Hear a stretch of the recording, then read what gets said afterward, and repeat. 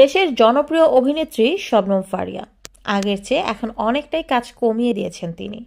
তবে পর্দায় আগের মতো সরব না থাকলেও সামাজিক যোগাযোগ মাধ্যমে বেশ সক্রিয় এই অভিনেত্রী। প্রায় সময় বিভিন্ন স্ট্যাটাসে নিজের অনুভূতি বা মতামত শেয়ার করেন ফারিয়া। এবার ফের অভিনেত্রীর এক স্ট্যাটাসে উত্তাল নেট দুনিয়া। সোমবার 15 ডিসেম্বর নিজের ভেরিফাইড ফেসবুকে একটি স্ট্যাটাস দেন ফারিয়া। ক্যাপশনে অভিনেত্রী বলেন, কিছু কিছু সংবাদ শিরোনাম দেখলে চোখে পানি চলে আসে, কিন্তু আজকে একটু অন্যরকম ফিল হলো। মনে হলো খুব তাড়াতাড়ি ভিক্ষা শুরু করব, কিছু বলার নাই। জানা গেছে সম্প্রতি দেশের এক গণমাধ্যমে সাক্ষাৎকারে ফারিয়া বলেন, বর্তমানে যে ধরনের নাটক হচ্ছে সেগুলো আমাকে টানে না। নামগুলোও দেখেন কি অদ্ভুত।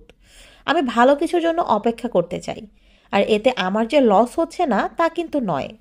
আমার জমানো টাকা খরচ করে চলছি, সেটাও বলতে পারেন শেষের পথে। তবুও নিজের মন সায় না দিলে সেই কাজ করব না। অভিনেত্রীর এমন সাক্ষাৎকারের পরেই জমানো টাকা খরচ করে চলছেন শবনম ফারিয়া, সেটাও শেষের পথে, এমন শিরোনামে নিউজ করেন বেশ কিছু গণমাধ্যম, যা নিয়ে ব্যাপক ক্ষোভ প্রকাশ করেছেন ফারিয়া। মূলত এ কারণেই ফেসবুকে স্ট্যাটাস দেন তিনি। প্রসঙ্গত, ফারিয়া অভিনীত সর্বশেষ ওয়েব সিরিজ মোবারকনামা সম্প্রতি মুক্তি পেয়েছে সিরিজটি। এতে মোশাররফ করিমের বিপরীতে দেখা যায় ফারিয়াকে। পর্দায় রীতিমতো নজর কেড়েছে এই জুটির রসায়ন, পাশাপাশি ব্যাপক প্রশংসাও কুড়িয়েছেন নেটিজেনদের।